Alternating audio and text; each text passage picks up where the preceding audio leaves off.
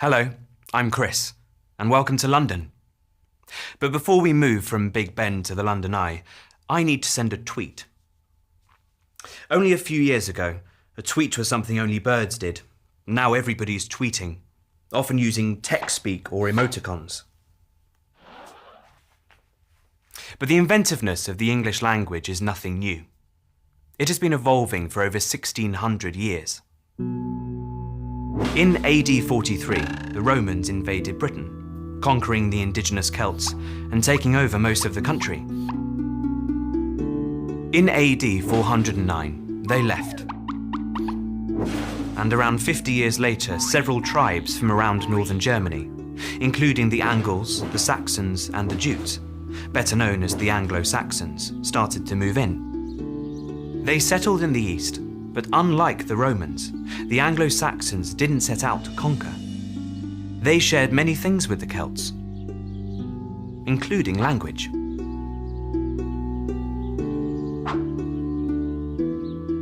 Unlike Latin, which had never really caught on with the locals, people started using Anglo-Saxon terms for lots of everyday things, like man, woman, and friend.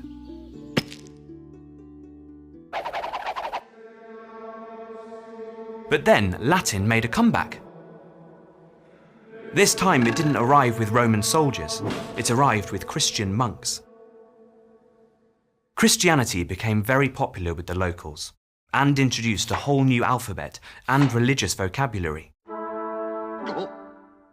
Then the Vikings arrived in around 800 AD.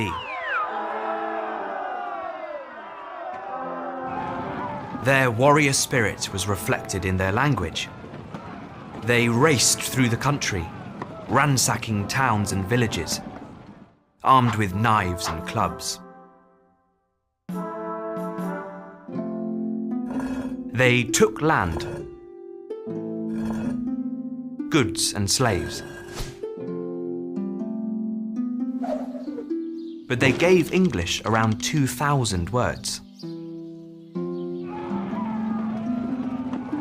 The Vikings and the Anglo-Saxons battled for almost 300 years, until the English King Harold won the Battle of Stamford Bridge.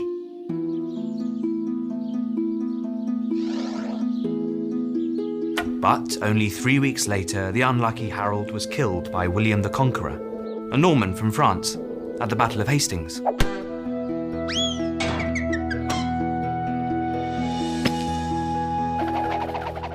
William became the King of England and started building castles all over the country. French became the language of the wealthy elite. It was the native tongue of all princes, dukes, barons, and dames. But English remained the language of the peasants. Farmers herded cows and sheep, which were Anglo-Saxon words. But the nobility ate beef and mutton, which were French words. Over the next 300 years, the two languages mixed until English eventually won out. Albeit with 10,000 new words from the French.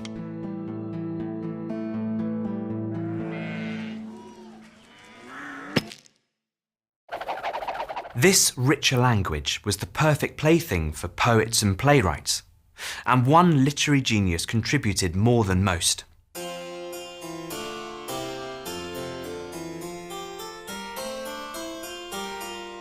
William Shakespeare wrote 38 plays and 150 poems. He also coined around 2,000 new words, and his turn of phrase transformed the entire language.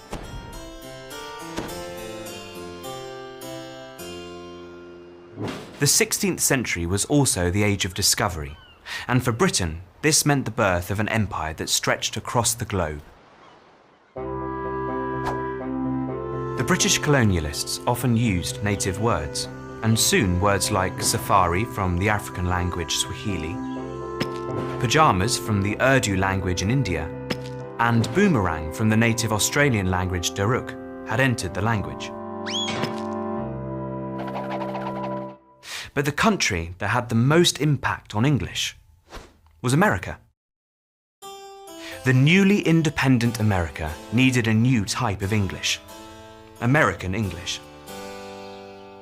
American English kept many of the old English words. So today, English curtains are still American drapes.